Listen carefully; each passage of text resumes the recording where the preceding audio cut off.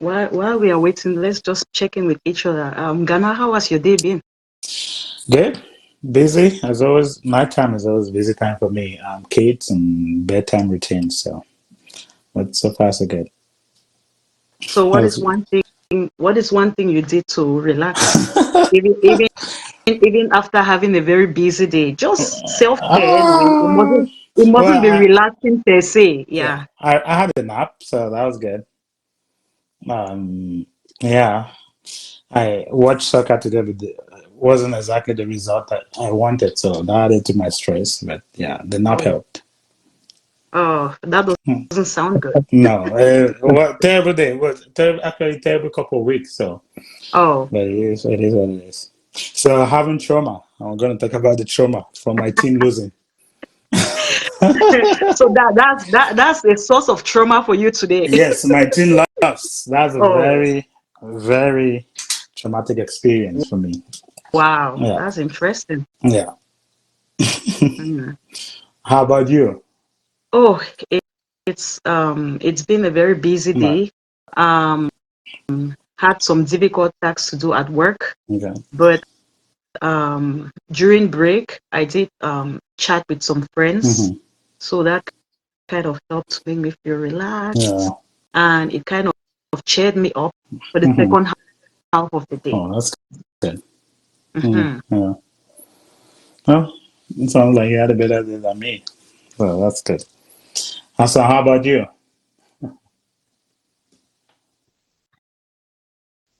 You didn't do anything? I'm dealing with kids who don't respect people's privacy. Like, no matter how much you try to hide, they find you and they interrupt. No, Oh, okay. what did I do for self-care today? I haven't had time, didn't have time for anything special. I would have a self-care 1 hour before bed after this show. I have I have a series that I'm watching on Netflix. Hmm. Rebel Moon. I don't know if any of you are into movies. No, So, Oh, I do movies, but I barely have time to watch well, movies. I Yeah. try and make time before bed, at least 1 hour before bed. That watching movies really distresses me. So I go to bed feeling like um, less stressed less than I stress. was when I get home. So yeah, that's what I do. That's a good one. Maybe a glass of wine. Mhm. That Hmm. definitely would go with a glass of wine. Yes, Okay, that's for sure. Yeah. Mm. I'm learning. Nice, nice. Yeah. So it sounds like just the little things, right? You don't Yeah, need to do something massive to distress. it doesn't have to be big. Okay. Yeah. Just one little thing. Yeah. Okay. Sorry. Go My ahead. my. I think if I have money, I think that's going to reduce a lot of my stress. Is that too little to ask? From Too who? much? From of yourself? Ask Yeah. your viewer what they do for self care. What have they done for self care today? Who's there? Darren Guang, always faithful. What did you do for self care today? He's in Dubai. I'm not sure who else is watching. Hilda's watching. Maybe Hilda can let us know what she did for self care. How about Patience? Let us know what you did for self care. Yeah. I was trying to say, I think finances is a constant stressor. So if I win the lottery, that would take a lot of my chronic stress away. Okay. You might just realize that winning having a little bit more money just adds on the stress. I It raise my piles shirt. up. It Yeah. gets Yeah. So you would So have to start. as as the viewers come in, we are trying to check in what you have done for your self care for today. That's our first mental health exercise for tonight. wow. What have you done for your self care for tonight or for today? So Hilda went for a walk during her break today. Yeah. Patience, what did she do? It just says hi. Which of the patients? Passy. I Glass of can tell. wine and a long bath, listening to some good music heals the soul. Mm-hmm. Oh. And patience is very big into Sport, self-care. So physical activities. I see. yeah, self-care in general. Isn't she the queen of self-care?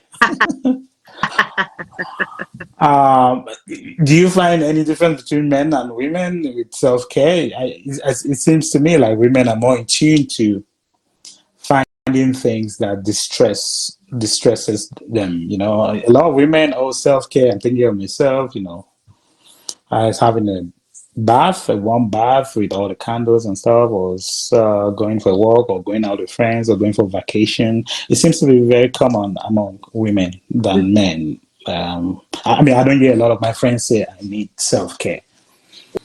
Is this something that's What do you think, Aso?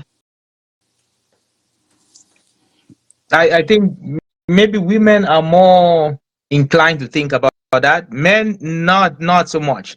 I think women have understood long before us that you definitely need to take care of yourself to be able to take care of everyone else. Because at the end of the day, no matter how we men claim that we do everything, I feel like women, worry a lot about not just themselves but about everyone else, and they usually would find a little bit of time. If we give them space, they would find a little bit of time to put themselves in a place where their mental health is probably good, and when they are feeling good themselves, right? mhm, You see a lots of women now big into exercising. Either they're going out for a run, or they have a little gym down in the basement. They have some weights to lift. I feel like a Mm-hmm. lot of women are using that as a means of self care? getting away from the stressors and the stress of life, right? That's their little heaven. I'm sure if Patience will tell you a lot about her little groups She with does. all the She does women that that. she Yeah. brought Oh, together, and Yeah. how that helps, right? I think it helps. It I see does. a difference in the women around me Yeah. when they put in time to care for themselves, right? They're whole different I people. feel better. That's for Yeah. sure.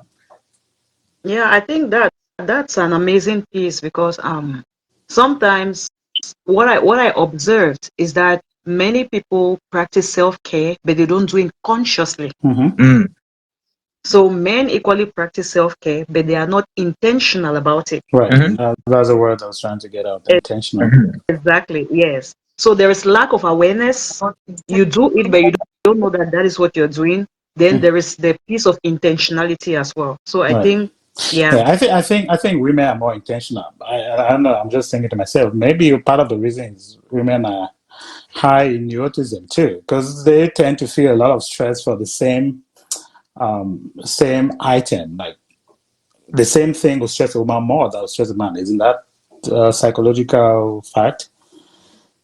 I think stress gets to, yeah, it definitely gets to women quicker and more seriously than men.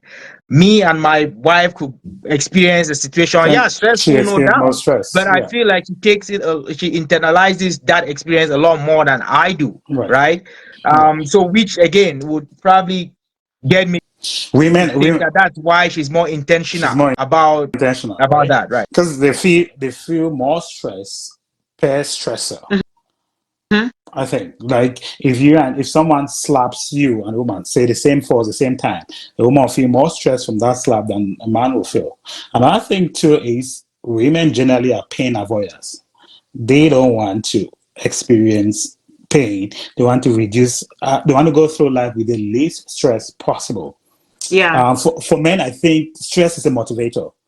Men under stress, women too, but I think it's more common with men to be motivated by stress and uncomfortable events. Women a little bit less, I think. yeah. I think I like the fact that we've talked a bit about what stress is all about and how it affects people in different ways. You've talked about women being more affected and how they want to be more conscious to deal with stress in their life, and that brings us to our topic of today, which is trauma. Mhm. It kind of makes me feel like you're kind of getting it, like trauma. How when you hear the word trauma, what are the first things that come to your mind? Because it's it's stress is like a symptom of trauma. Right. So when Yeah. you're stressed, it could be a piece of trauma. Mm-hmm. So when you hear the word trauma, what are the things that run through your mind? Stress, obviously, psychological, mental unbalance, maybe some physical attributes as well, you know. Yeah, so I think it's unbalanced, unbalanced state, unbalanced mental state for me. Mm-hmm. Yeah, that's what I think about stress. Ghana, what do you think trauma is all about? Awesome. When yeah, when Oh, I hear Asom, yeah. trauma, Ghana just gave his point, Asom, sorry. I think about adverse experiences, Okay. um, challenging, difficult, serious experiences. Uh, uh, I think about accidents because again, I have a little story that I'll talk about. I've been involved in two accidents, and I realized that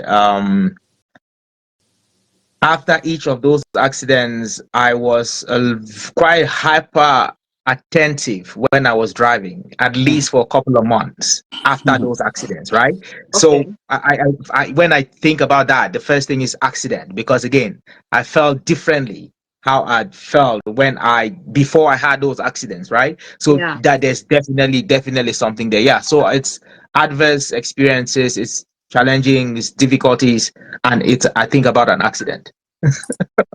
Unfortunately. Yeah. But yes. So that's a very good example of what a traumatic event would be. Mm-hmm. So American Psychology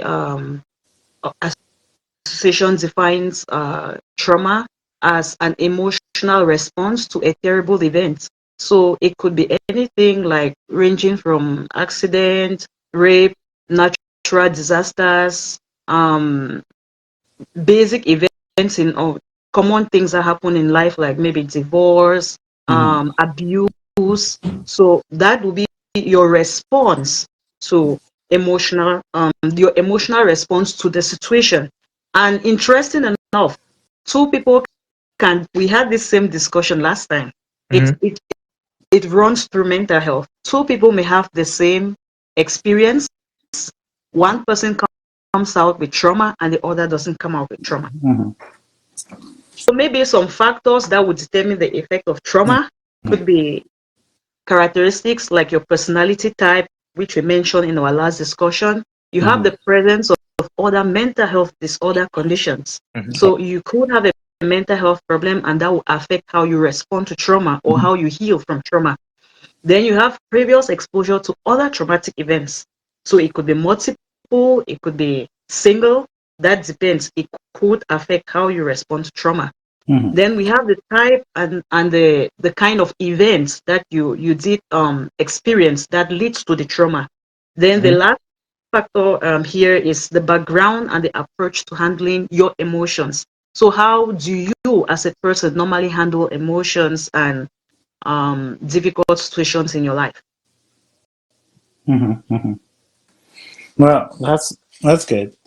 Um, so, what are the types of traumas are there? Okay, so there are a couple of types of trauma here. So the first one I'll talk about is acute trauma. Acute trauma results from a single stressful event, just one. So Mhm. that could lead to acute trauma. I would always use the word could because it must not happen. Mm-hmm. Must not happen. Yeah. Then no, it must not. Yeah. Then we have chronic trauma. So this results from repeated or prolonged exposure to stressful situation. Right. So maybe a child who grew up in a home where they are being neglected, so it happens repeatedly, Mhm. that child could grow to develop chronic trauma. Then we have complex trauma, which results from exposure to multiple. So it's not just twice, it happens today, tomorrow, so it's more than chronic. Then we have secondary and vicarious trauma. So that happens when I see you going through trauma, then I develop trauma from you. So it's secondary. Mm-hmm. So Right. for instance, my mom is bringing me up and my mom has trauma. Then I grow up with that person around me and I develop secondary trauma from her. Right. Yeah. Yeah. So Yeah. what does that information bring up in your minds? Well, personally, I think everyone is going around claiming that they have some sort of trauma. Even people who don't have, they are kind of like societally forced to find some level of trauma that they have. Yeah. Childhood trauma seems to be a big thing now. It seems people use it quite a bit to justify their current behavior. Oh, I'm behaving like this because of my childhood trauma. Mm-hmm. Suddenly, the most educated have trauma. Suddenly, the most financially affluent Mm-hmm. people have trauma. The broke ones have trauma. The neglected ones have trauma. The ones that were cared for have trauma. It seems to me that there is an emphasis on relating our present behaviors to childhood trauma. And I'm not saying that there is a correlation there. It might be, but I think it is overplayed, in my opinion. Okay. Dana, do you think people are mistaken trauma for an? I mean, I could experience an adverse situation, Right. but not be traumatized by that situation, right? Do you Right. get a feeling like people are using the words interchangeably and not meaning the same thing, or using the words interchangeably and giving the impression that they mean the same? Because Right. the adversity is not the problem, it's the response to that adversity, right? So Right. if I had an adversity, for example, and I dealt Mm-hmm. with it properly, can I turn around tomorrow and say I was traumatized by that event if my Well, that's emotional response was, I guess, appropriate, or if I was able to cope with it? Because I feel like people are talking about trauma everywhere because they experience an adverse situation, did right. not get traumatized by it. Maybe, but that's a question for Lillian. Before she So comes in, that's an interesting one. You know why I say so? Because trauma does occur, and you don't even know that it has occurred. hmm, You then manifest symptoms of someone who has experienced a trauma. Mhm. right. If I were to look at you, I would tell that this person has gone through a trauma because I would see the symptoms. So But what are you looking for? yeah, so I'll get to that. Okay. So you as a layman, you would just feel like, well, this person is just trying to be difficult. And that's the thing that I really want us Africans to really focus on, because we have the tendency of accusing people of just, you talked like you were last in our last Valerie discussion, wants to join. I'll you bring were her in. trying to bring up a point that people overrate mental health, Yeah. and No, unfortunately, maybe, please let's get it clear so people are not coming at me at the comments.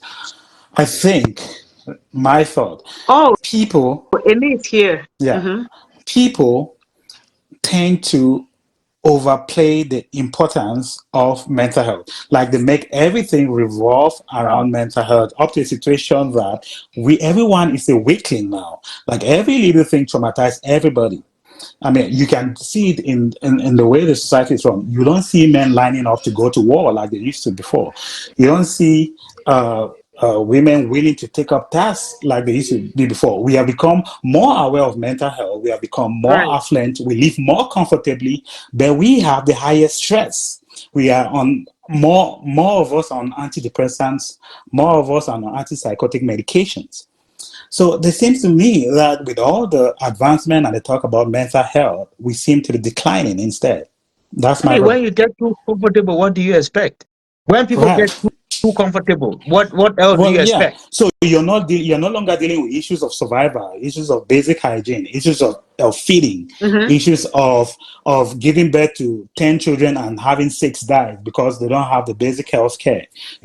We have passed that for the most part. The world lives generally a comfortable life. You're not talking about wars and stuff like that.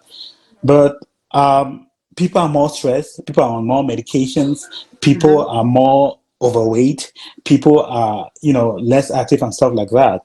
And it seems to me that the old adage, how does it go? Good times create no, bad times create good men. Good men create comfortable times, and comfortable times create weak men. I'm not putting it right, but you get the sense. Yeah, Yeah. I'm trying to understand what you're saying. Let's hear from Valerie, who just came in. What do you what are your thoughts about trauma and how people respond to trauma? You on my okay. Yes, good evening. I've followed the last maybe 10 minutes. I would be very prudent in my submission because this topic is a very, very wide field, and there are, of course, studies would submit that we have some standard parameters or factors to look into when talking about trauma. But yes, truly, at the end of the day, we cannot dismiss that the subjectivity of it overrides how objective we can explain it. Meaning that it would always vary, like what Liliana was saying, and what Asan was also saying, that, how I would experience or how I would feel post an adverse event is not necessarily the same way that Roderick or you, Lilian, would feel. However, one thing that I think I would want to pick from what Asan was saying is that you may go through an apparently adverse event in the eyes of other people and yourself, and not really experience that response or feel that it has impacted you in a way that you will relieve it that same moment. Mm-hmm. So there is a possibility that you could actually go through that shock, you know, and then you begin to experience a symptom that is connected to that event days or weeks after. Mhm. It is very possible Yeah. That's Mm. right. because, yes, Mhm. that is when our shock has an aspect, a role to play. Mm-hmm. Say, for example, a motor vehicle incident. Sometimes not everybody has a full recollection of what happened. Sometimes you have just a snapshot of it. Now, down the road, maybe you witness another incident, and it flashes you back to what you Yeah. had yourself encountered. Mm-hmm. And what happens after that? For some people, they begin to develop could be sleep Yes. disruptions. Right. Different symptoms that is attached to stress or now that experience. This is where now the clinical approach would come in. Now they need to see somebody to talk about maybe most recent occurrences in their lives. Mm-hmm. How did they respond? And how were they before that? So, yeah, I would say first off that it is subjective and it's going to vary from Mr. A to Mr. B. And then Right. sometimes you may not realize how well you have dealt with one adverse event that seems so big, you know, but now you encounter another one that seemed so small, but it is staying in you. Mm-hmm. Then you begin to feel that you cannot walk past that. I like You your begin to feel that, choice of word. yes, Seems. I like the yeah, word you use. Seems. Mhm. you begin to feel like you do not have that resilience. You don't know how to cope with that. Whereas in the eyes of the world and maybe yourself, you could easily forget or live through another one. So Mm-hmm. Yeah. I would pause at this for now and Yeah. Okay. Lilian, you want to give your comments Yeah. while we go through the comments? Let me comment Sure. first on what Sure. Valerie said so we don't miss it. Right. So he made some very good points. He talked about trauma being subjective, Yeah. meaning each person deals with trauma differently. Mm-hmm. And there's another second point that he brought up that is very important, that you may experience something today and you don't experience trauma immediately. Right. Then Mhm. later on in life, it comes back and it becomes an issue for you to deal with. Yeah. So that's a lesson I want us to keep, or that's something I want us to keep at the back of our minds when it Yeah. comes to trauma. Yeah. So, That's all. so Okay. I want to throw light on what happens to your brain Right. when you experience trauma while Ghana is preparing whatever he is Yeah. preparing. So once you experience the trauma, the mind, the brain gets the information and it reacts to that. So you don't have any control over what happens to your mind, to your brain, Right. whenever you experience a traumatic event. And like we said, depending on how you're responding, that is how your brain is going to react. So we have three parts of the brain that controls how we think, right? So the first part is we have the amygdala, then we have the prefrontal cortex, and we have the hippocampus. So once you have experienced a trauma and it begins to affect you, you begin to feel the symptoms of trauma begins to come up. What happens is your amygdala becomes overactive,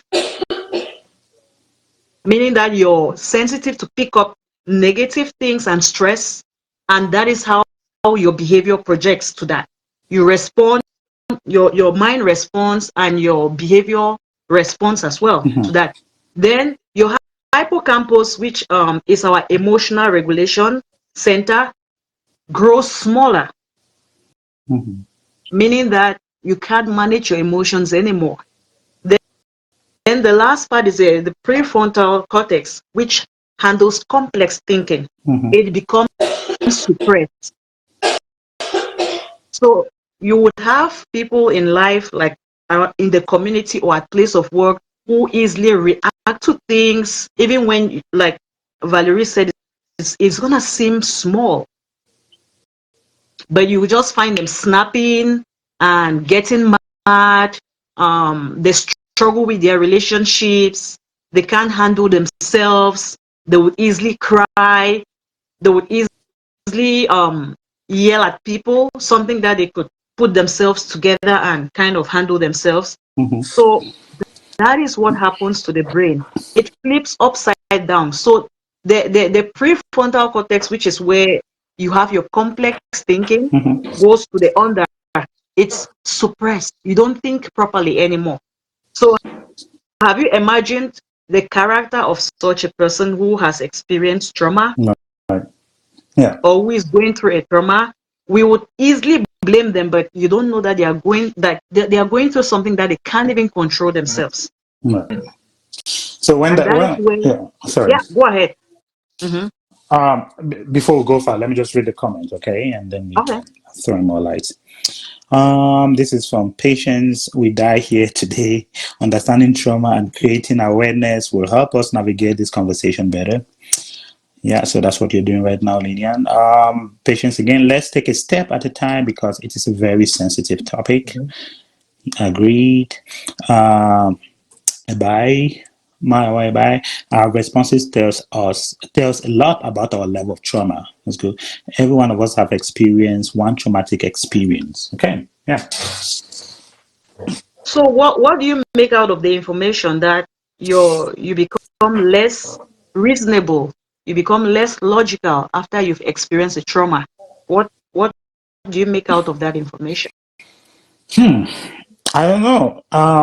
Well, less logical. You mean right after the trauma or It could be any time, just like Eme was saying, that it could be immediately after the experience, a stretch of months after, you're yeah. always on the edge, So my you're question for you struggling. is when does it become maladaptive? When can we let you persist in this state of disorientation, lack of thinking, lack of organization? So when trauma persists, it grows into a mental health disorder. Okay. So trauma on its own at the normal level, Emotional level, right? it's not, yes, it's not a mental health disorder. But when it becomes persistent, it goes on for months, years, then it becomes classified as a disorder. And then When I it's more difficult to handle. okay, sorry Then to you yeah. need more trauma informed therapy, and maybe a lot of other forms of support to help you heal from the situation. Right. So you mean when the trauma persists or when your response to the trauma persists? It's the same thing you're saying. That's I, your I don't know. I don't response. Well, So so the which one? Yeah. adversity is one thing. The Right. trauma is the response to that adversity, right?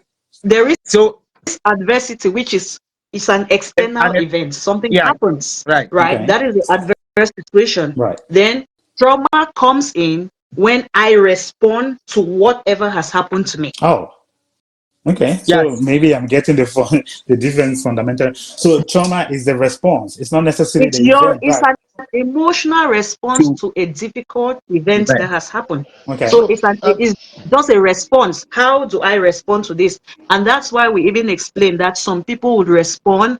We like there is the immediate response to stress, Mm-hmm. to a traumatic event. We have the flight and fright. We all know that. Mm-hmm. So most often when you're at the face of a certain event, you want to either move or fight the event. Then after that immediacy, then there is a long-term effect, which is what the symptoms we would see, that we would talk about how Mm. trauma would express and come off Okay. when someone has experienced a traumatic event. Yeah. Interesting. so maybe Lilian, maybe it makes I would say just to amplify that is to put it in the way that it's not just a response, but in the sense that how that response, you know, doesn't or impacts you negatively, and when I say negatively, in a way that you are not able to cope or carry on with your regular daily routines without either some other additional or enhanced support. Basically, for example, if a response is to flight, if a response is to withdraw, Mm-hmm. yeah.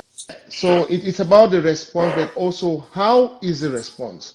Are you responding in a way or reacting to that event in a way that you are still able to function and either be at work on time, Yeah. go out and engage with friends, do the things that will still bring you a positive mental state day in, day out, or that Hmm. response is one that puts you in a state of denial, withdrawal, a disengagement, and so on. That is why Yes. we talk about trauma being individualistic. The fact that I have recovered from a trauma does not mean trauma didn't occur. Hmm. Trauma did occur, but because of probably my skills that I have, the support system I have, and maybe my upbringing, it helped me to move on with ease. You would Right. even realize that I have experienced a traumatic event, Right. but that does not cancel the fact that there has been a trauma and I have responded to that trauma. Right. So I think. I trauma think. does occur. Yeah. Fair. Are you getting the point I'm making? Mm-hmm. Everyone, Forgive you me. experience trauma, but you respond to it differently. So there is the traumatic event, and it does happen. Right. But your mind now does this, and you try to work with your resilience and every other thing you have within you so that it does not persist to become something else, Right. Okay. Which is mental disorder. which can take you to a mental disorder. It can take you to postpartum depression, post-traumatic stress Mm-hmm. disorder, Yeah. and many other complex disorders. Yeah. Okay. Okay. Maybe I'm not getting it. Sometimes I'm dumb. But this fundamentally changes how we talk about trauma because you are not necessarily talking about the event. You're talking about our response. For example, let's give something. Let's take an example. Might be helpful to dissect this. A Mm-hmm. woman has a difficult delivery, a difficult labor and difficult delivery. Right. Then she experienced post how do you call it, postpartum depression. Right. So you are saying that the trauma is not necessarily the difficult delivery and labor. You're saying it is her response to that event. So, trauma, the delivery is the difficult event. Right. Then my response to that event is It's the what will make it trauma. either a traumatic situation or not. Yeah. But I don't know if For people me, are, yeah, for I don't know if me, people are walking around thinking about trauma in that way. yeah, But they don't know, unfortunately, and Yeah. that's why we are having this discussion, because once you experience a difficult situation, it strains your brain. Then you have to rewire yourself, you have to rework yourself through the situation. I have gone through delivery as a woman. I didn't find it a traumatic event. One, because I had proper education from my mom. I had an idea what I was going to expect. Then I knew that it's natural. It's not something that happens just to me. Right. So those different weapons that I had helped me to sail through it, and it didn't become a difficult situation for me.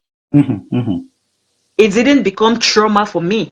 I walked past it, but then another person will come there and get stuck and won't be able to walk past that situation. So So they are we traumatized. all Yeah. experience, sorry, no, Yeah. I just wanted to say Yeah. Go that we ahead. all Yeah. Go ahead. experience difficult situations in life, but what differentiates you, who has a lot of skills and coping mechanisms, is what will make you go through a difficult situation and not get a difficult or hard trauma. The trauma can be soft Right. and you go through it. But for another person, it will be a whole issue for the person to sail through. Yeah. Again, Ghana, remember I mentioned that sometimes we use trauma to refer to the difficult experience, but that is not a difficult No, experience could cause trauma, could Right. but cause trauma. could cause Yeah. trauma, Mm-hmm. but that trauma is not the difficult. It's a It's not a difficult reaction to experience. Right. that difficult. Yeah. So we use the word. The word is so common now. Where we use it anyhow, and we misrepresent the word most of the time. Right. That's why Yeah. people talk about trauma as if it was something that happened, but no, it's a Yeah. response to It's a something that response. Right. happened to you, right? I think that's the difference that we need to get as we have this conversation. Well, okay, that's helpful. At least that gives clinical insight why psychologists and counselors who try to intervene there. Mhm. But my worry, we've already nailed on the subjectivity of this issue. Um, how do we? So, and we've already talked about how some people respond differently, maybe past experience of that. So, what do psychologists and counselors focus on? Trying to reduce your response to the event, or what? I'm not Yeah. sure. So basically, we help clients to build coping mechanisms. We help clients to build coping mechanisms to be able to cope with challenging situations in their lives. Right. Because life has a lot of challenges it offers. So Right. if you have, we started today, when we started the show today, I asked you guys what you do for self-care. Those are some of the measure and most basic things we start with. What do you do to take care of yourself? You have to do it consciously and intentionally, knowing that you've gone through a difficult day. So you have to, it's like, I always describe self-care like a battery. You have a phone and you have your phone and the battery in your phone. When you use your phone for the entire day, what happens to it? The battery runs down and the Yeah. phone can't work anymore. So that's exactly what happens to the human body when when you go through your daily activities. I'm not even talking of a difficult or traumatic event. I'm talking about basic daily activities. So you need to refill your cup. Right. You need to recharge your phone. You need to charge your phone. Sure. Let me read comments, then Okay. we go from there. So this is from Ma Awaibai. Again, trauma is what happens inside of you as the things that happen to you. Okay, so something that happened to you was too much, too soon, too fast. The nervous system couldn't regulate itself, so the energy got stuck in the body. Mhm. Okay, so kind of ties to what you've been saying. Again, by denial of trauma responses doesn't help the healing process. Awareness opens up the door to the healing process. Okay, patience. Once your previous level of functioning is impaired, it might just be the emotional response to trauma. Yolan Bonje, someone can be dealing with a trauma and not even know. Sometimes, sometimes things trigger or activate our flight mode, which was suppressed till the trigger. This is Peter Ebong. I think trauma becomes traumatic only when it occurs for a long period of time or it's ongoing. Okay. Is that? I mean, Now, not. you see, I don't want to talk about his English, or the statement is properly worded grammatically, but can you say trauma is traumatic? I mean, can you, because again now it comes across as if trauma is something that happens that, Yeah. but For it's not. like the accident to you was not trauma. It was your The response to the accident. accident It's was your an event. response. It was my Yeah. response to that accident. So again, Yeah.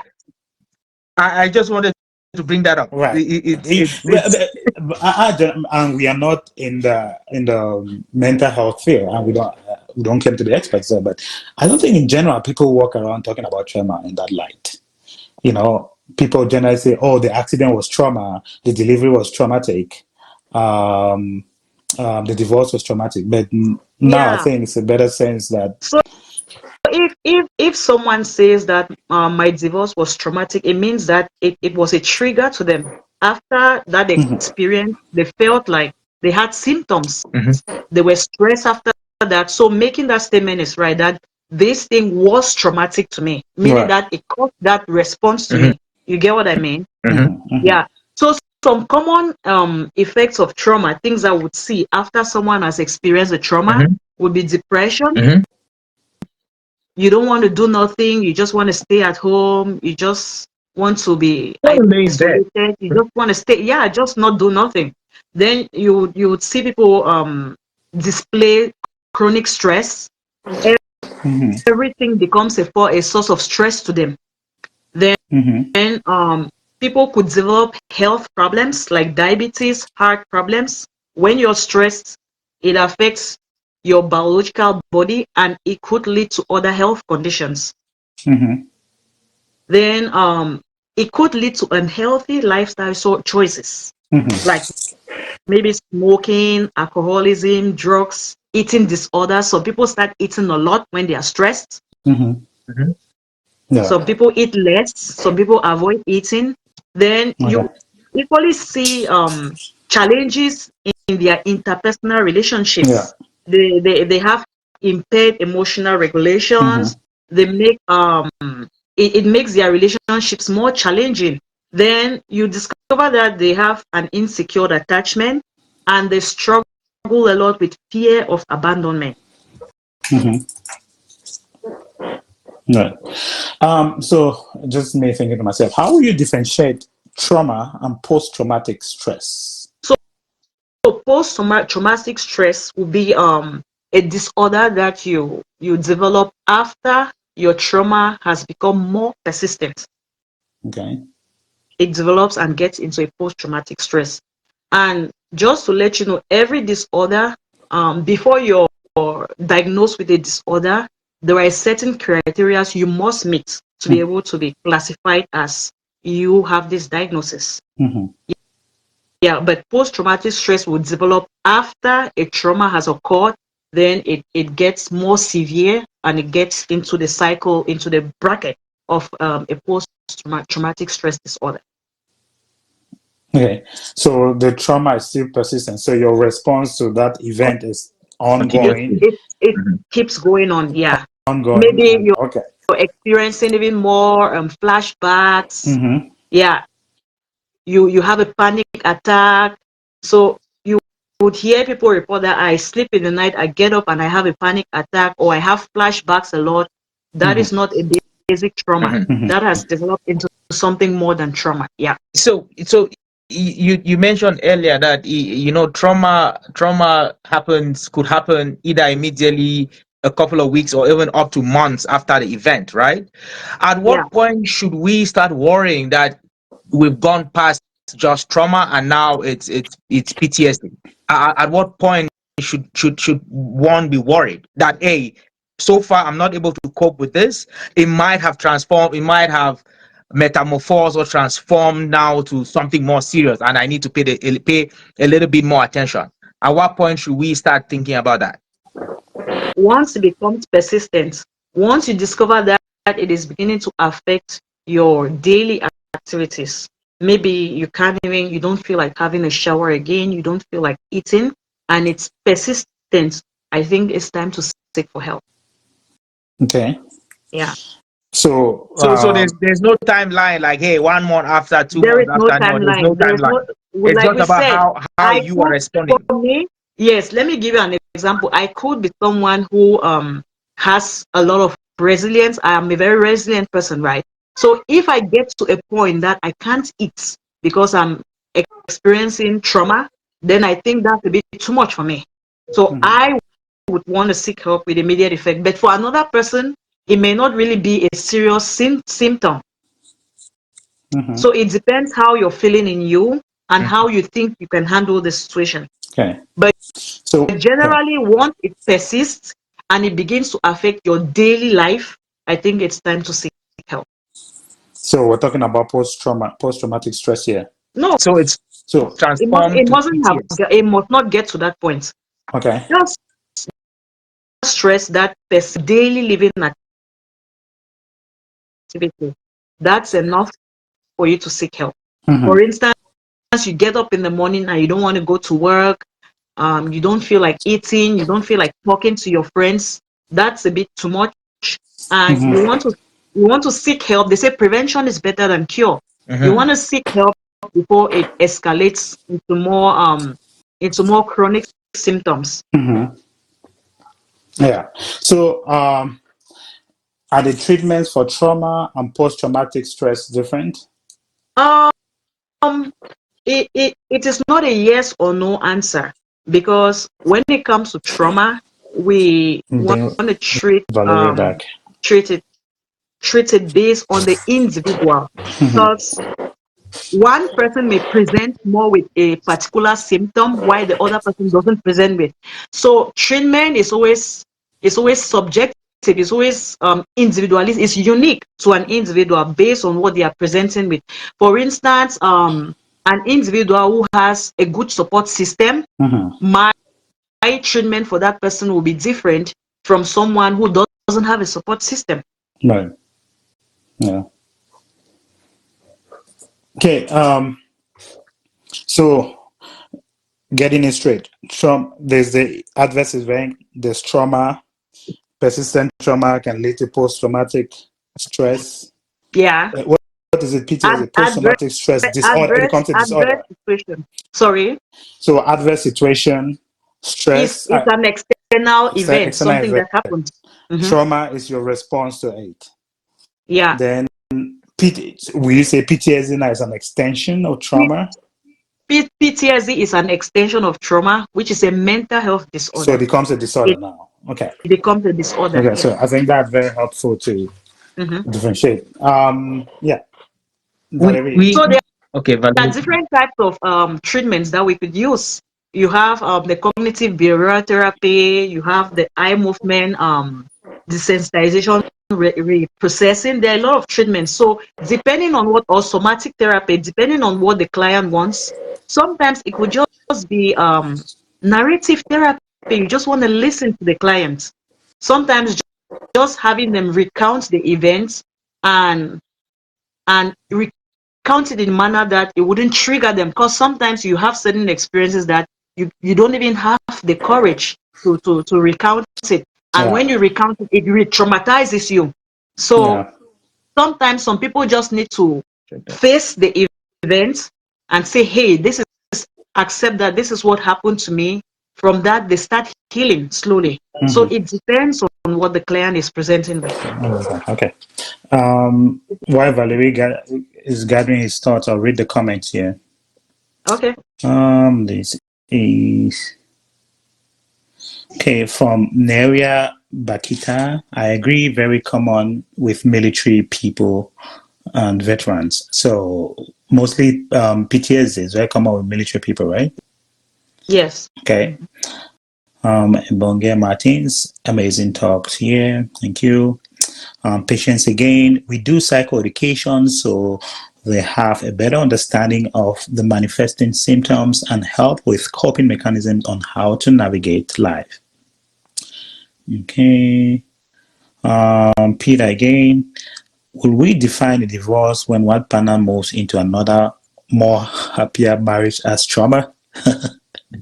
Trauma Maybe we'll for talk about that. Patients resolving to unhealthy coping mechanism. Yolande Bonje, flashbacks, depression, irritability, stress, failure to thrive, non-social, etc. I think she's talking about Symptoms. the symptoms. Yeah, Some symptoms. yeah. Yeah. Mm-hmm. Naria again. Yep, very common with war veterans. Yeah, she said that. Who makes it? Chris, who makes the diagnosis? PTSD, this from a buy, is very common after motor vehicle accidents. By again, the traumatic response is unique to everyone. Yeah. Yolan, treatment is subjective and holistic. Yeah. Patients again, treatment plans will depend on the severity of the manifesting symptoms. Yeah, I think that's it for the comments now. So, do you want to pick who makes the diagnosis? I think that was one of the comments. It's a psychologist. So yeah, a psychologist makes the diagnosis of Mhm. trauma It's a PTSD. disorders. psychologist diagnosis a mental health disorder. So the Okay. PTSD piece, right? Yeah. So it is a psychologist who will tell us, counsel us, that this person has borderline personality disorder, this person has post-traumatic stress disorder. Mm-hmm. Then we walk through the treatment with the With client. the client. Okay. Where do psychologists come in? Do they only come in at the disorder end when the trauma has gotten to the disorder, or No, if a client comes in and they are presenting with different symptoms, then we don't even know what we are supposed to be treating. Then we refer you for a diagnosis. right? It's like a doctor. You wouldn't give medication without knowing what you're curing, right? It's Right. like Yeah. sending you for lab work, right? Exactly. So the doctor would say, I'm not very sure what's happening. I would send you to the lab to go do a blood work. Then from the blood work, we will know what we have to cure. So Right. that's exactly how it works. Right. Yeah. Psychiatrists still do that. Um, Psychiatrists still. they do, but I think they work more with more complex situations. But the Uh-huh. job of a psychologist is mostly to diagnose. Yeah. Okay. Good. Even though they do Respect. recommend treatments for patients as well, but they would diagnose and we cannot diagnose. Yeah. Okay. So So psychiatrists will before do the more. I just discovered that we haven't talked about some symptoms of trauma.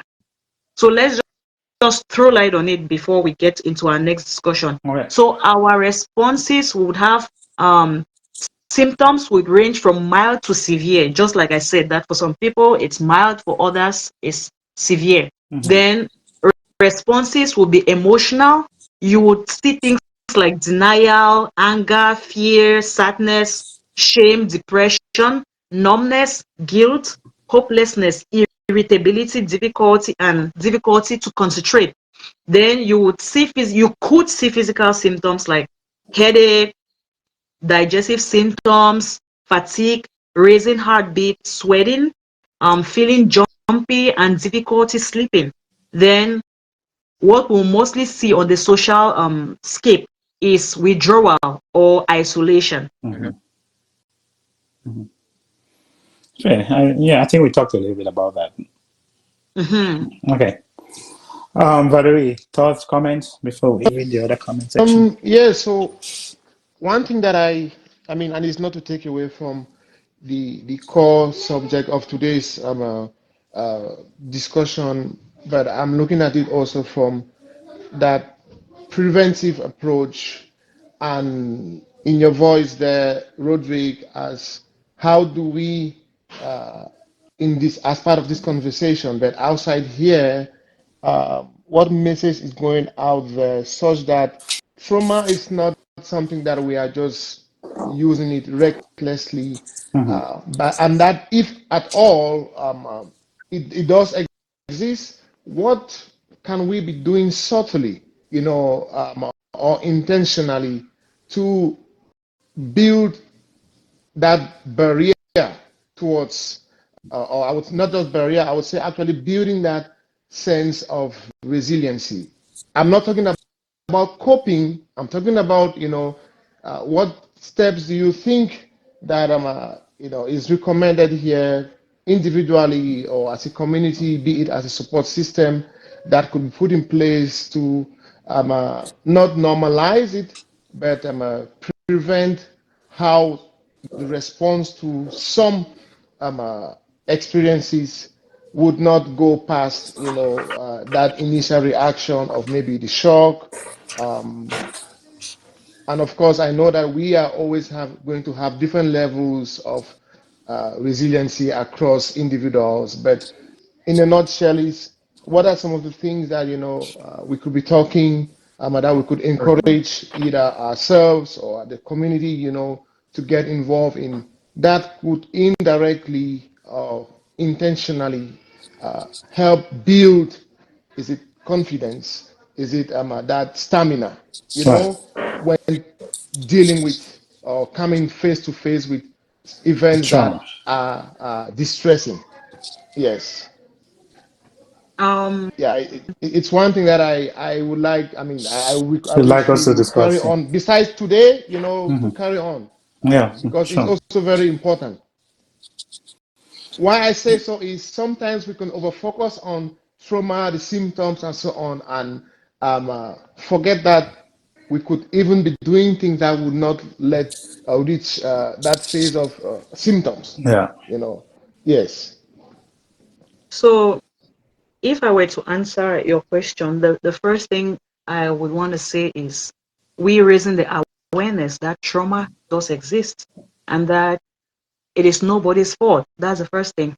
So we want everyone to accept that first acceptance Mm-hmm. that trauma does exist and that we do not have control over how Okay. trauma comes to our life. Mm-hmm. Then you want to be intentional about taking steps to build coping mechanisms on how to deal with stressors in your life. You equally want to learn about trauma, understanding what trauma is all about, because sometimes you could be experiencing the trauma because you don't know what trauma is. You don't know that this is what I'm going through. But if you know that probably because of the experience I had yesterday, it could be the reason why probably just being too unflexible. I'm not flexible. I'm not adaptable to a lot of situations around me. Then that would help you to take a step back and work on your coping strategies and work on yourself. Then we really want people to understand that trauma is usually an ongoing response and it is normal. It's a normal part of recovery. So you would go through the pain. You can't escape that part of it. So we are not here to preach that you will just develop coping strategies and the next minute everything goes back. Nope. It's a process. You would go through those stages, and going through those stages is part and parcel of the recovery. Then you want to accept that healing does not mean forgetting to. That I Mm-hmm. have to heal from this situation does not mean I'm ever going to forget that. So that's not what we are teaching our clients. We are not teaching them to forget. It's not even possible. Mm-hmm. So healing is one thing separate from forgetting. So we are working on the healing part. We are not working on forgetting because it's not possible to forget. Then we equally want people to trust that they have the ability to cope. Because some people feel like, well, I can't do it. It's not possible. It is possible. It is doable. Others have done it and you can do it too. Mm-hmm. So those are some few points I'll start with. Then as we discuss more, I'll bring up more points. Yeah. I So just Very good. any thoughts on that? I Yes, just just to I add. caught a very good comment there from our Ibai, that healing is not linear. Mm-hmm.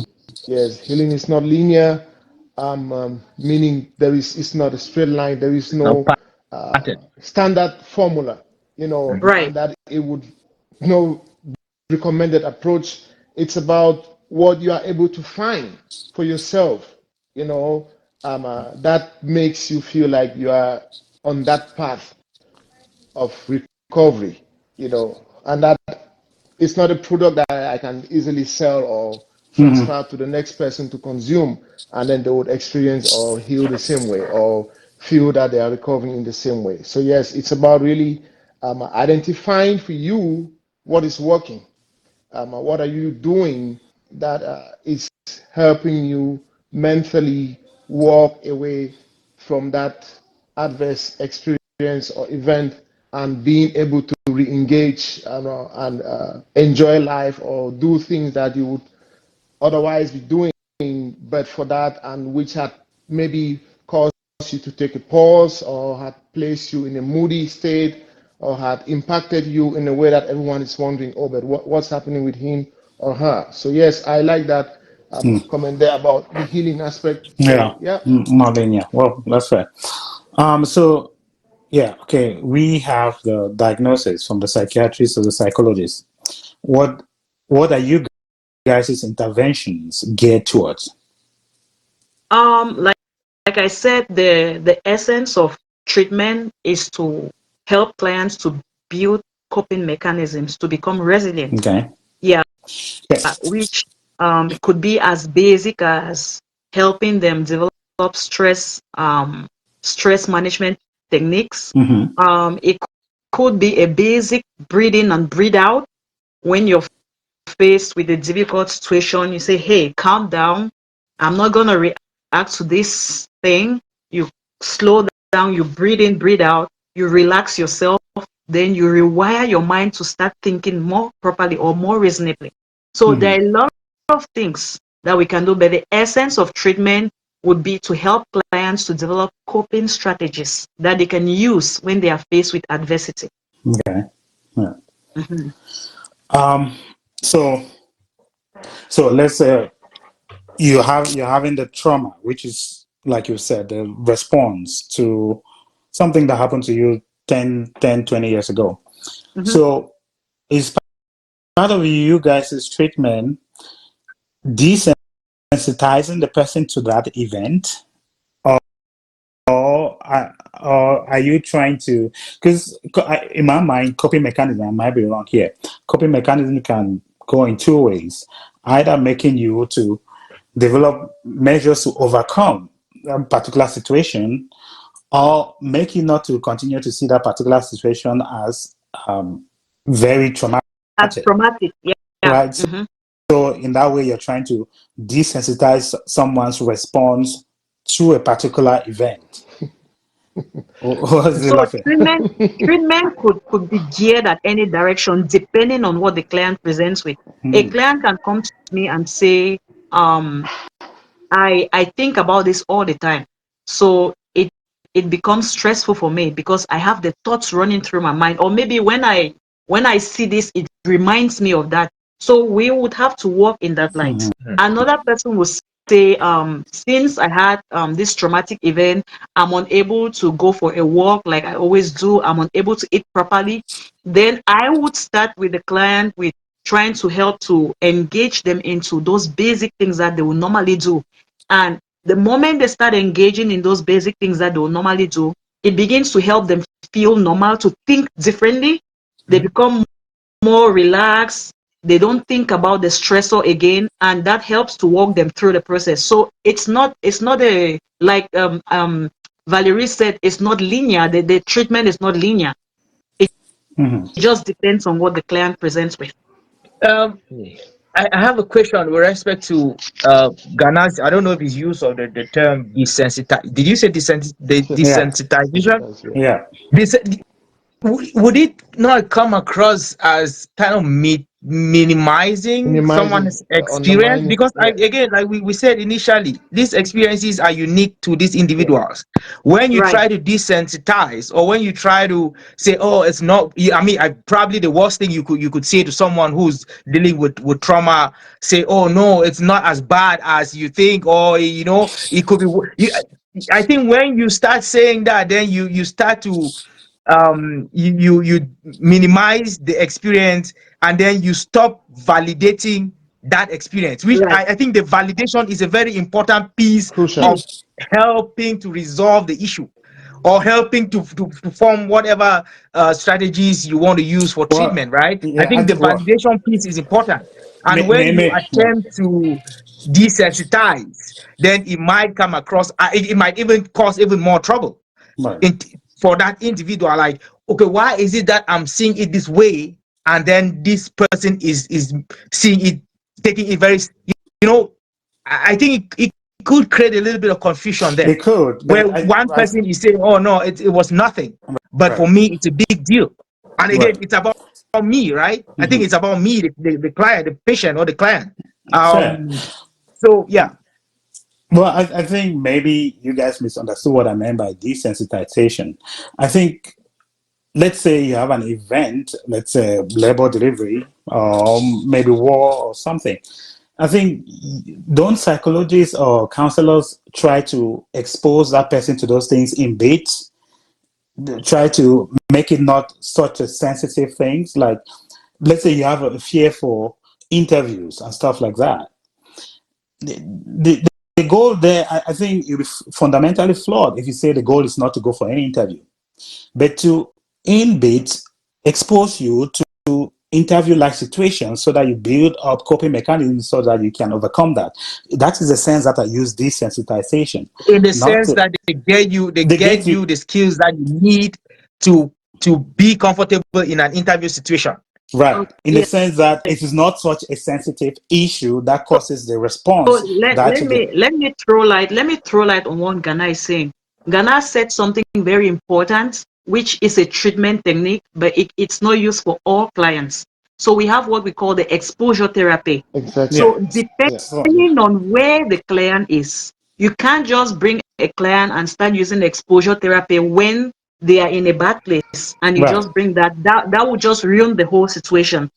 So when you're working with someone who has experienced trauma, the therapist has to be trauma informed. Mm. So one, you want to understand that this person is feeling violated, this person is feeling overwhelmed, and this person is feeling terrified. So your treatment should be tilted towards helping to restore their sense of safety, helping to Mm-hmm. restore their sense of power, which they feel they have lost. And finally, you want to help to restore their sense of what's the last thing? So there is Uh, power, and there is sense of control, self-worth. Mm. self-worth, Self-worth. confidence. Those are the things, those are the arms you want to use to work with that person. Mhm. So So I think whatever technique you're maybe, yeah, using, you have ex- to be watchful that you're exposure therapy using is that. a better word. Yeah, Sorry, exposure therapy is a better word. exposure therapy is a specific technique that could Could be used for be clients. used. Yeah. So So what you that's, said Yes. is actually exposure therapy, but it can be used for every client it who can has be experienced for trauma. sure. Sounds Good. good. Excellent. Yeah. Yeah. And even for every client who has experienced the same event, doesn't mean that all of them will be The same recommended thing. this therapy. Mm-hmm. Because, for example, when you go by certain life experiences, I'm not a licensed psychologist, but I wanted to just say that, in my understanding and experience, sometimes, right, the psychologists actually rely on what you are sharing with them in order to develop a plan that best suits you, you know. And if you are saying that my exposure to this adverse event, today I can talk about it positively. A psychologist will pick that and would most likely want to use that, when building your plan. Whereas some other person would say, me talking about that same event, Brings I trauma. don't feel, yes, I don't feel in the space. So they'll still use that now to develop a plan around. So that is where that individualized approach it still Yeah. comes back to that. Mm. Yeah. Yes. I think what Valerie said is very important.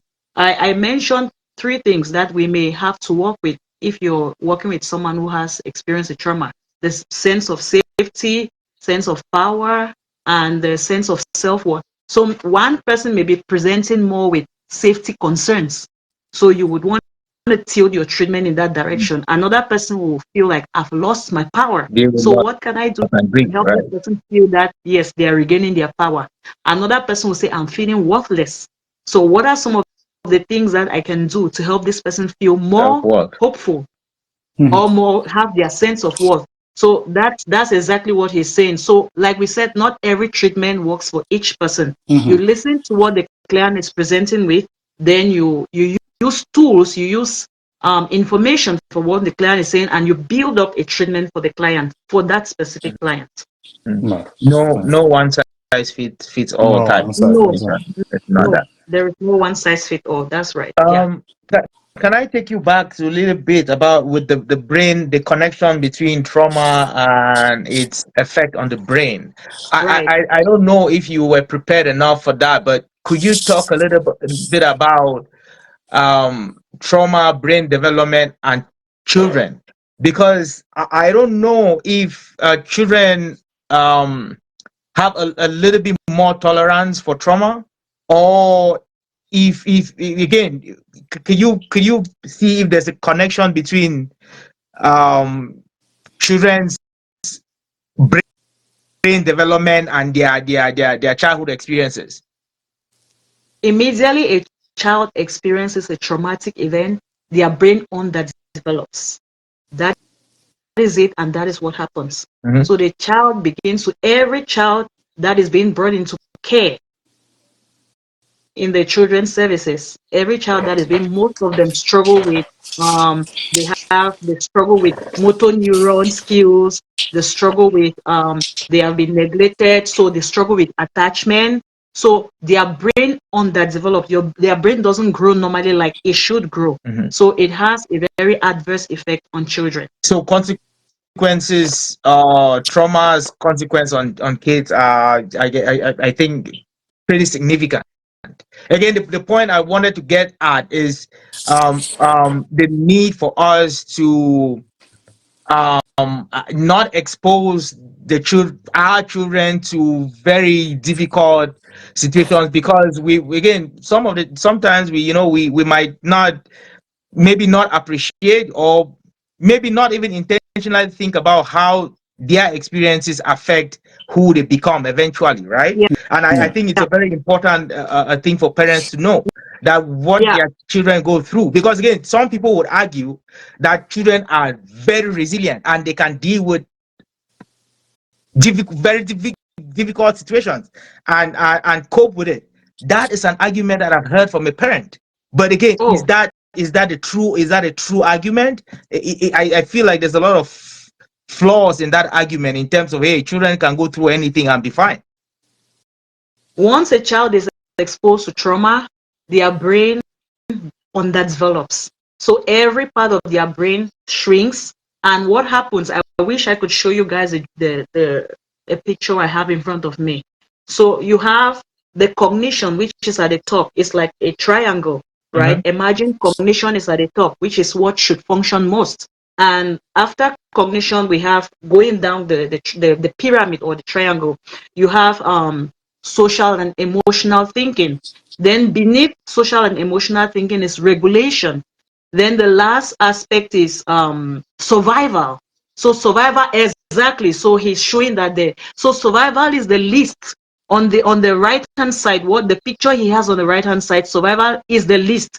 So a normal brain, a normal child who develops, who grows in a healthy environment, has a brain that looks like what we have on the right side of the picture. But when the child experiences trauma, the picture we have on the left hand side is what happens. The top, what he has at the top that functions most is his survival mode. Then cognition is the least. So the child doesn't reason. The child doesn't reason reasonably. He doesn't think properly like every normal child should do. And that is why they are always diagnosed with underdevelopment, because they wouldn't do things within the age range that they are. Because they are spending all their time worrying about how they survive this situation, and there's no Exactly. brain power for anything else. Yeah. Because they are so worried about the environment that they are, and everything they're thinking about is, how do I survive? How do I eat today?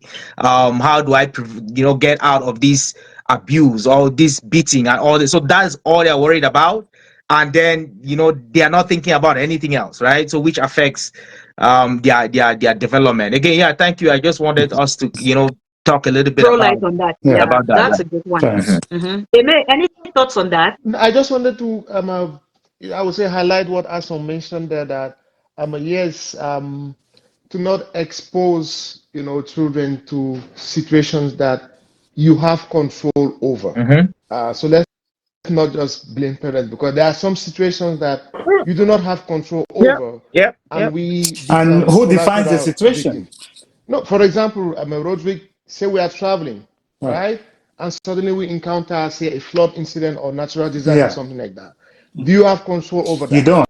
And you are with family. No, I'm So that's what speaking. I mean. Yeah, sure. Yes, No, I'm I'm just just speaking to saying, your yeah. point. Yeah. Yes, that exactly. Yeah, some of it, we don't have control. Yeah. So we have to just choose carefully how we want to I want to use blame parents. ourselves as parents and say, Again, oh, but Um, but Valerie, yes, so it's not a blame thing. It's just sometimes parents are not conscious. So I'm not saying that parents are intentionally putting their children in harm's way. So which would mean I'm blaming parents. I'm just saying sometimes parents are not conscious enough to think about that. But again, there are definitely things that we can control. right. yes, Right. Violence in the home. Like you and your wife have an issue, instead of arguing in front of kids or fighting in front of, do that somewhere else, right? yep, Right. So there are a lot of things that parents can control, but are Yeah. unintentionally exposing their children to, not that not is, realizing yep, how it impacts them, right? Because Yeah. again, constantly seeing you and mom fight is could be traumatic for some kids,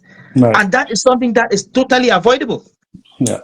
And, and Well, another sorry. thing, just to add, every child, most children who experience adverse effects while they are growing struggle with relationships in their older age as Yeah. adults.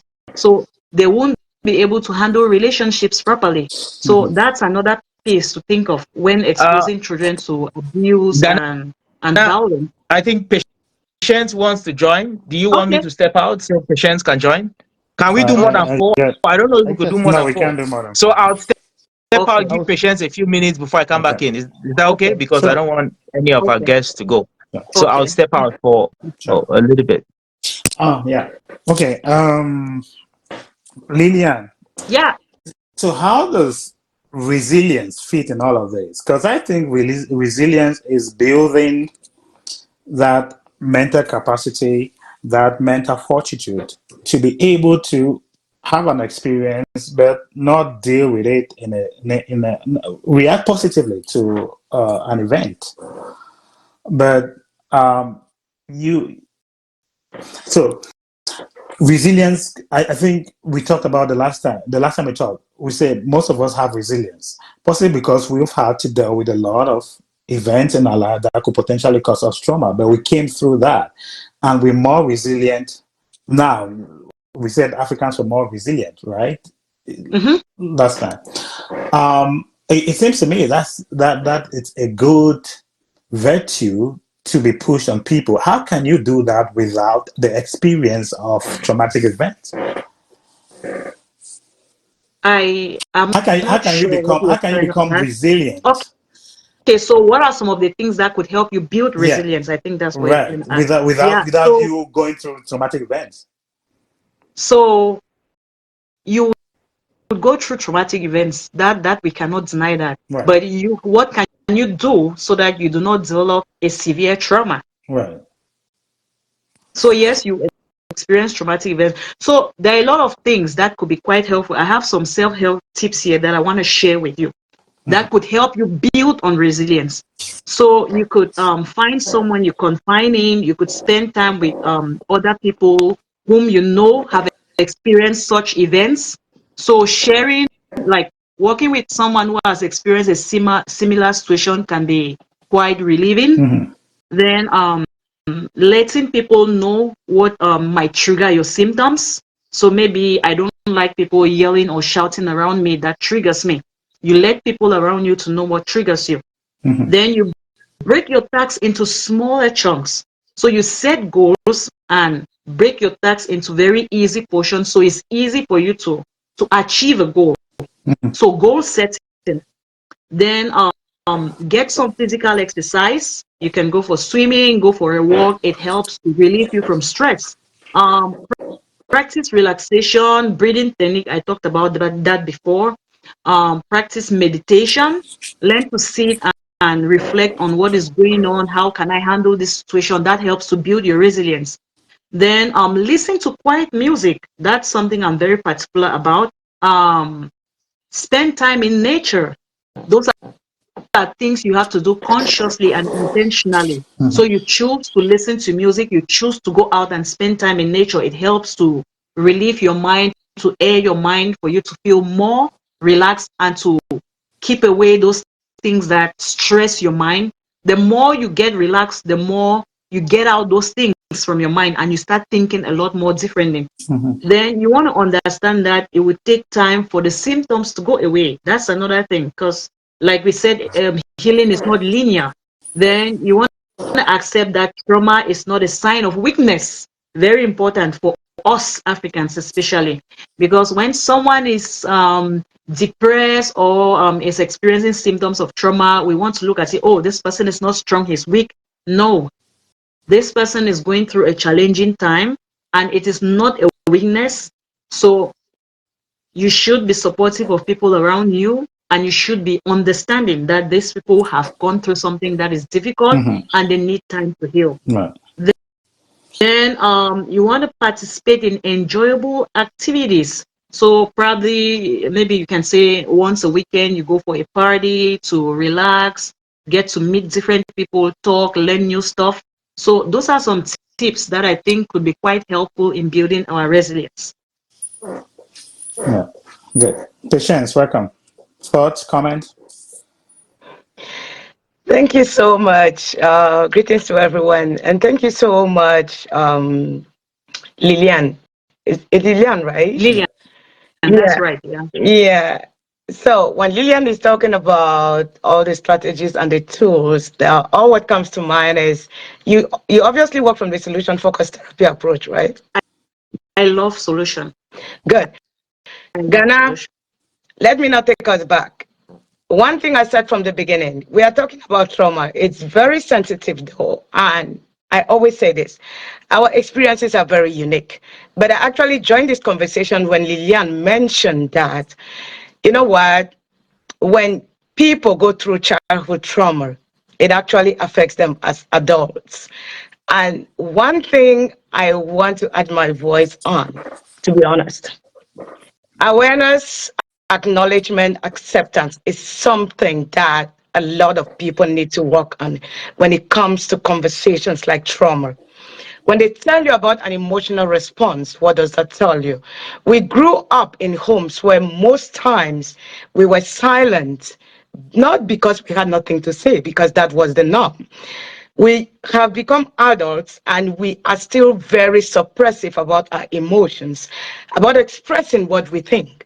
And today we sit here to say our lives have become easy, but we become easily traumatized. We don't become easily traumatized, we are easily triggered. Situations are triggering us at every level, and nobody's asking the questions about what the underlying issues are, Ghana. I will never It's minimize directed a to me. person's experience. No, Ghana, I'm talking to you because now we are trying to compare adversive situations with trauma, not actually defining what trauma is.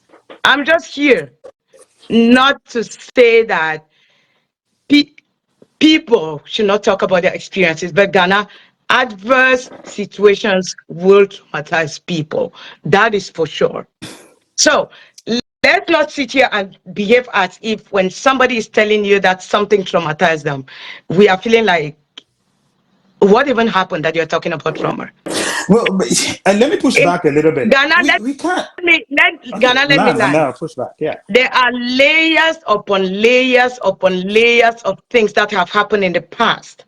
That sometimes it will take a small thing Right. for this person to actually bring out everything that happened in the past, Ghana. Right. So I beg to say that it's very sensitive when we talk about this, and Lillian is doing a good job to kind of talk about some of these things. Yeah. I think that a good conversation like this should happen if we can actually come up with a case. Like if you take one case like somebody experiencing depression, what the symptoms are, what the assessments are, what the steps they need to take in order to get to the point where they consider just doing therapy or they consider even adding medication to it, just working towards healing will be a wonderful topic for people to even know that if they had experienced something before, then it might be connected. And the question that I get a lot about trauma and when it comes to mental health is the fact that some people ask me like, patients, depression is a mental health condition. But when I am persistently feeling sad and I explain to somebody that I'm experiencing low mood, how do I know it's not depression? There are many things that people do not understand, Ghana, and I really beg for anybody that is in the mental health field. If we really want to sit here and talk about trauma, let's kind of guide this conversation where we are defining trauma. We are talking about how it does manifest, whether in kids, whether in young adults, or whether in adults themselves, and how this might impair you in several different ways. When people start to relate to information that you give them, that is making them to understand that I might have experienced this. I did not even know it was trauma in the first place. But if I could research and find more information to this, maybe it might just be connected to some things that I've been experiencing. Yeah. So at the end of the day, that's just what I wanted to say. Thank you so much. That's my contribution. Let me go down so Well, some can come back up. Thank you so much. you came and unloaded on me, and you want to run away. I'll still get back to you. Ghana, I'm here. I'm listening. Sure. So Yeah. I want to react a little bit to what Patience has said. Um, I do not feel, first of all, that the conversation about trauma can be had in one day. There is a reason Agree. why, you know, be it at our respective places of work or school, discussions about trauma or training. This is an ongoing conversation. It's a field that research is ongoing. The topic is never exhaustive. No. Right. Yes, so we could pick any angle of it. We could pick resilience. We could pick coping with stress. We could pick therapy, right? And we would definitely have some lengthy discussion. Now, where I'm gearing towards is again, the takeaway from either ourselves, besides dealing with an event or that those symptoms of trauma, right? I like the question that Ghana asked before, and Lillian responded before Patience intervened there about coping or building resilience. You know, now one of the things that stood out, I mean, for me in particular, generally, is positive self-talk. As a mechanism to build on your resilience, because this one, and you need to practice it. It's not that you wait for something to happen. Like it's where you have to be intentional about. I know in life, I might come across a situation that will be distressing. How am I preparing myself, or how do I prepare myself to have a routine that suddenly would just be part of, my way of life when I face certain situations. Simple phrases as I know I can do it, or like, oh yes, I know it's going to be for this short while. I'll get over it. Practicing that positive self-talk is very amongst the other techniques that Lillian mentioned, very important, I would say, because you don't need a particular space to do this. You are talking, and in that process, you are even training your brain, to be aware on how they will be responding vis a given situation. But it comes with that practice, similar to the breathing technique. Yeah, that it becomes part of your routine. I feel it's one of those techniques that would help in building, that resiliency for those who naturally are not wired with a certain level of it, because every one of us has it. It's just at different levels. Yes, No. how you know No. it's at different levels is how we respond to the same adverse event, at the same time. Again, like I said, we might witness either a car crash for somebody who has maybe been in one before or has trained or practiced how to go over that scene, mentally. They'll be like, I've seen this before. This is how I train myself to deal with this. So I'm not seeing it for the first time. It doesn't mean that seeing it a second time you can cope or you will respond in the same way. But at least you are being conscious of what you need to do for yourself before seeking or relying on other supports. Yeah. So for those of us who are watching, I just wanted to say that we are grateful that Lillian reached out to us to I mean, identifying the fact that mental health is an important topic, especially for us who Cameroonians who or Africans who might not care a lot. And we had a first show which was, we had very good reviews. Eventually we reached out to Lillian and we've had conversations about how often we want to do this. So Lillian has agreed, I mean, to do a mental health show at least once a month. I mean, people are busy. We would eventually might have to do it maybe twice or more. But at this time, we would be doing a show with Lillian once every month. I think that's the understanding that we have, right? So that we can have these conversations. Like Valerie said, it's a very broad. It has a very broad scope. We can't talk about everything on one show. So we're talking about trauma. Maybe the next show might be okay, just coping mechanisms, specifically on how we cope with, so Resilience. I we would will like us to talk about identify or resilience. resilience or anything, right? So we will identify these topics and then we would bring Lillian on from time to time so that we as a community can have these conversations. Again, somebody was asking, I don't know, is Valerie, what are we doing to help? This is exactly what we're doing. Sensitization, right? Giving people the opportunity to understand these mental health issues and to talk about it in a safe, safe space. I think it's a big thing too, In a right? safe space. Ghana, why are you Yes, true, laughing? Well, It's true, you safe. know, true. you're I using agree. those I words, agree. safe space, safe Ghana, sorry, space. I'm Except for coming you to and your defense. patience, there is I'm no coming to safe. your defense, Ghana. Don't worry. I agree to what Asom is saying, and I'm throwing this shot at patience because when we say it's very sensitive, we also should be aware that how we present or talk about it contributes to the sensitivity. Right. Because if we just come here and bash at Ghana and go, who knows? And she runs away and she doesn't want me to Yes. push back. How would he feel after this? You never know. Ghana Now might she's also feel like, traumatized me. Oh, yes, now I'm traumatized. I need therapy. yes. Thank you. That's what I was getting at. Right. Well, Adverse, but adverse that experience. and the adverse experience, and that's Yes. going to lead us to the talk about resilience, because Okay. yeah, it seems to me that resilience is something that we have to push on people, and we don't have enough of that now in our days. And partly, my opinion, partly is because we are trying to reduce the amount of trauma we feel in our lives. We want everything to be perfect in our lives. We want to avoid pain as much as possible. It's no wonder we're less resilient nowadays.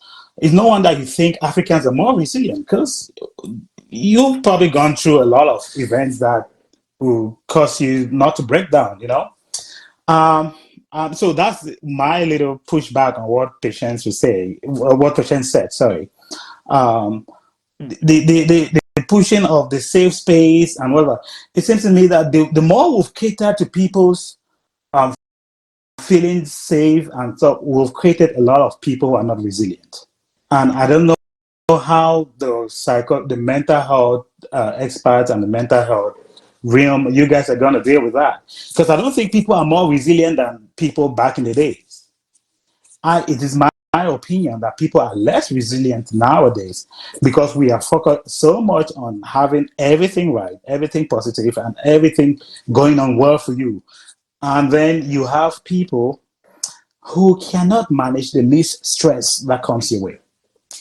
So I don't know. It's a conundrum that I cannot seem to solve. Maybe you guys as mental health experts will help me out. But the hyper focus on mental health and stuff has created a lot of softies. Again, hard times created good people. Good people have created good times, and good times have created a lot of weak people. In my opinion. So yeah, it's good to focus on mental health. But I think over emphasis has created a lot of weakness. That is a whole topic. Yeah, Maybe our next conversation will be yeah. about Maybe resilience our and next how conversation will be we about. Well, I how was we just giving build it to and push where back it's gone to. to push back on Patience, who is here, because we have to create a safe space. Creating a safe space has not make people stronger, in my opinion. It has made people more weak. Again, You for me, know, the safe space doesn't mean we can't have a disagreement. Safe space doesn't safe in the sense that I am free to express my views on a subject. My right? views But might be controversial and might be contrary to yours, but I have the opportunity to express it without you bashing. I mean, that is safety. well, It's yeah, not that we sure. would make it fluffy. No, come say what you have But to say. We will challenge you. the application is usually not the case. When you look at our world nowadays, the application safe space is usually you gather with people who agree with what you say, who agree with everything that you say, who don't push back on everything that you say. And for me, what I see in terms of application, safe space is more conformity than is really an exchange of ideas, someone challenging your opinion on something, you building resilience and able to respond back and stuff like that. I think the application is a little bit flawed, and it's created a lot of people um, who cannot meet someone who challenges them or who disagrees with them or who has a contrary opinion. Let's hear Lilia. Safety, safe space. Maybe that's a topic for another time because we've been No, going for a long time. safe space.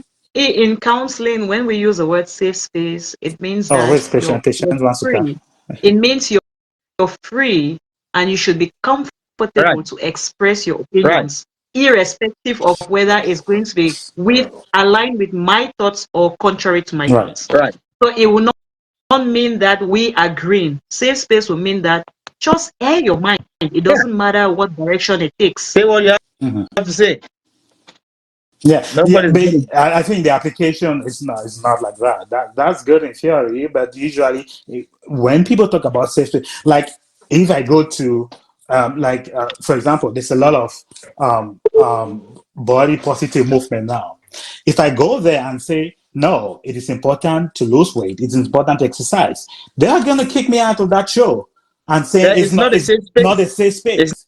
So not safe a space has literally now in its application literally means you have to conform to what people say or else you're making it an unsafe space. Ghana, You know?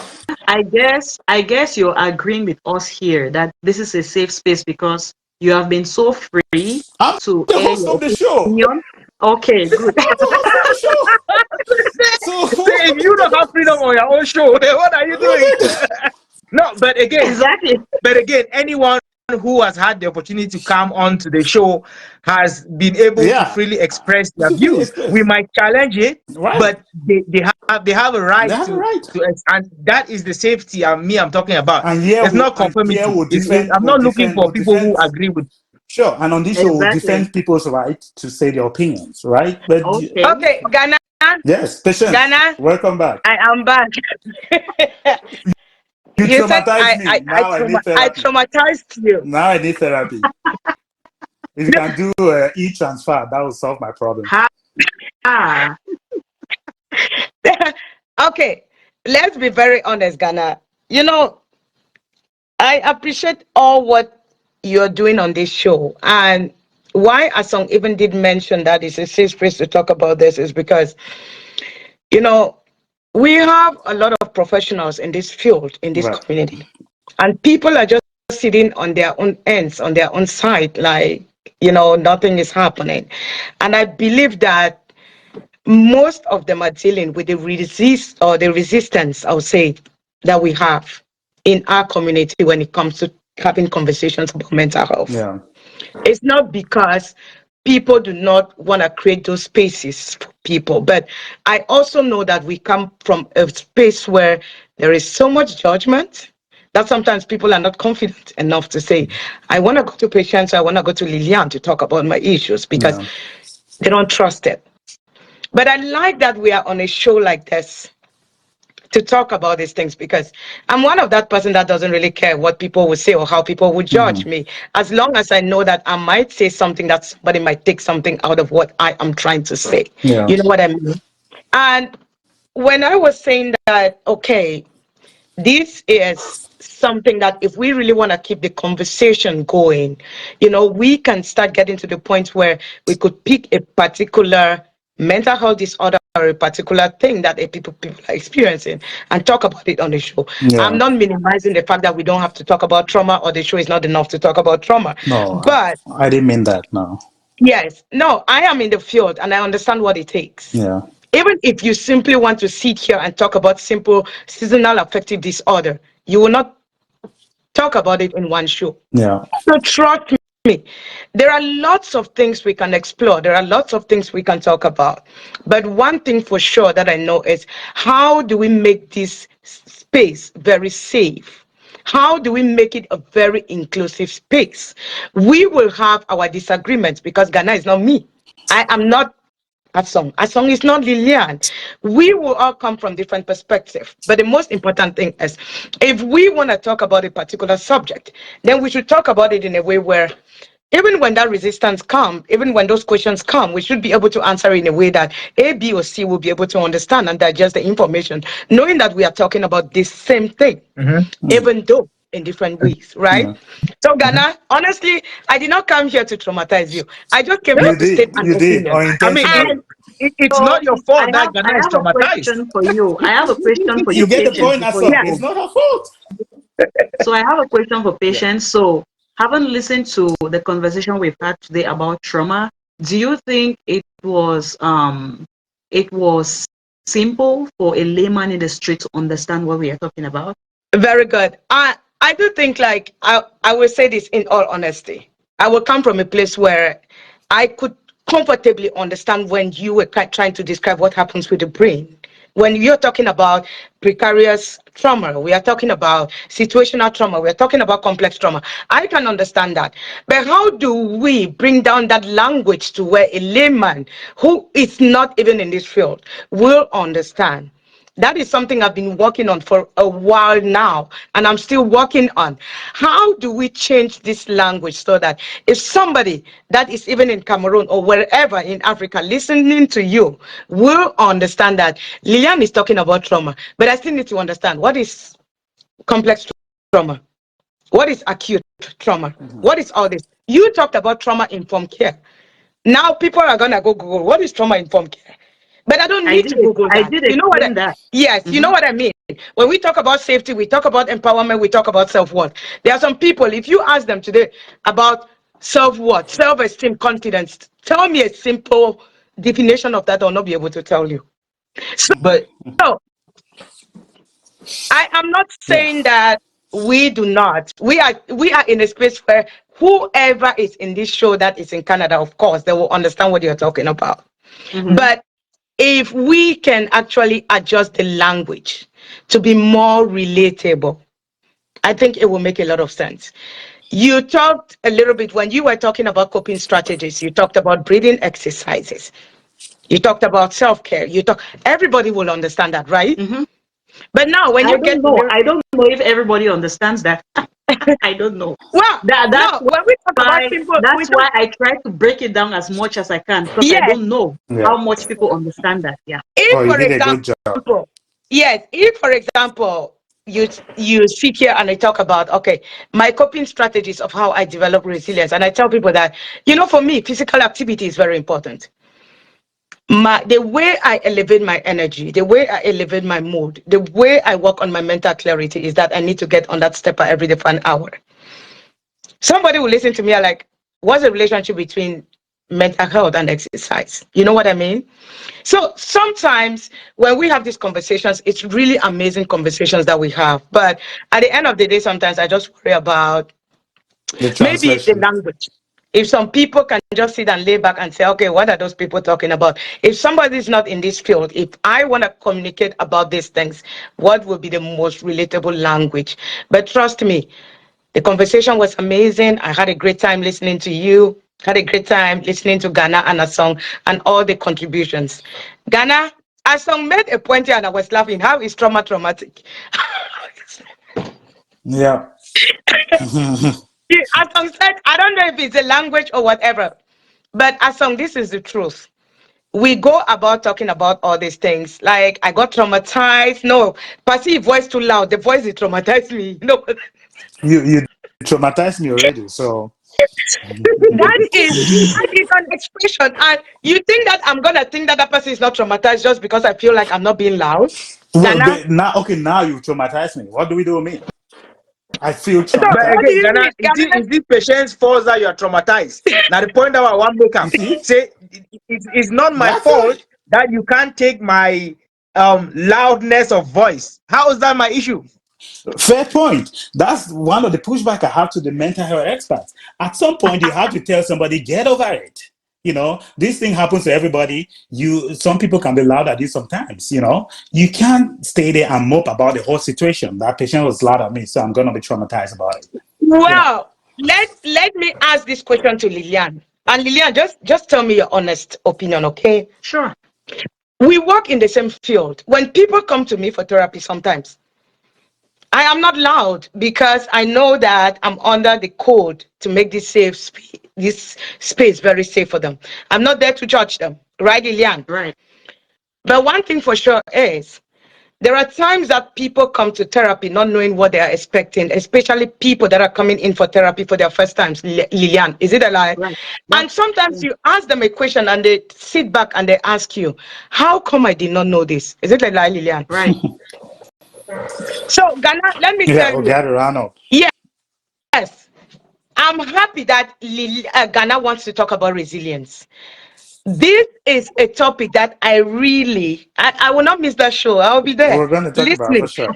And I have a lot of questions for Ghana when we want to talk about resilience, Ghana. And I would really want you to answer my questions. I don't want to traumatize you. I might join the show, maybe. But No. That's a joke. I'm not traumatized, but you get the point. I Just said, because your Ghana, voice was loud, I feel traumatized. Oh, now I have to go see a counselor.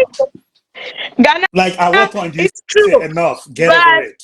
It happens to I just everybody. want us to start these conversations from the basics to understand that we all do have different tolerance levels.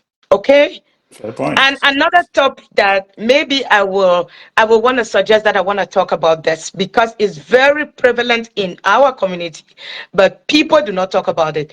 Two conversations I want to have with Ido Park Show.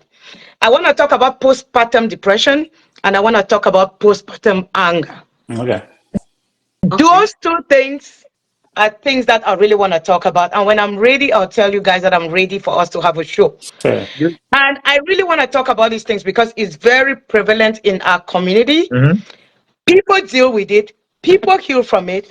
And the next time they have another baby, it's postpartum anger that pops up and nobody talks about it Sure. because they didn't manage postpartum depression without even knowing that they were experiencing anything. And the next time when that outburst happened, people start thinking like you're going crazy. No, there are some real issues that we need to talk about. Just creating that awareness for people to understand is the basics Yeah. that the basic that we can do. So amazing show, amazing talk. I really do appreciate Lillian. Thank you so much. Thank you. I think we'll round up here. Yeah. Get work. Yeah. I just want to thank patients for stepping in and throwing light on a lot of issues and even giving us that feedback because sometimes when you're on the seat, you don't know what others are receiving on the other end. So we will try to work on the language as much as we can because at the end of the day, if I'm defining trauma, I can't change the definition of trauma. I can only try to use examples to Yeah, enlighten Yeah. my audience on what I'm Fair. talking yeah. about as much as I can. And besides, you guys should feel free to come in to write your questions there Right. because if you don't understand something, I don't know you don't Yeah, you have understand. to ask. So Right. you should ask questions as much as you can. The more questions you have, the more enlightenment would give. Yeah. So thank you very much for that. Thank you. Thank you, Leanne. I think that's it for today. I gotta go to work. If not, I'll be traumatized. Bye, guys. After all this trauma, Hi, Ghana, I beg you. Let I am me let me traumatized. let me throw in one thing, just one Ghana, last word for Ghana, our audience I don't know if I about can make you the host. make me trauma. the host and So then you can step out. we talked a lot today about trauma affecting the I don't know if brain. Mm-hmm. I So can as do much as that. trauma affects the brain, healing also changes The how brain. the brain has been affected. So healing works, healing is possible. So if you feel that you have a trauma, don't lose hope. Healing can happen and healing is possible. Yeah. Definitely. Yeah. So Yeah. I can't make you the host Yeah. anymore. We could end. I think that's a good place to end, Yeah. Lillian. And Okay. again, thank you very much, and to all our viewers for Okay. for watching. Bye.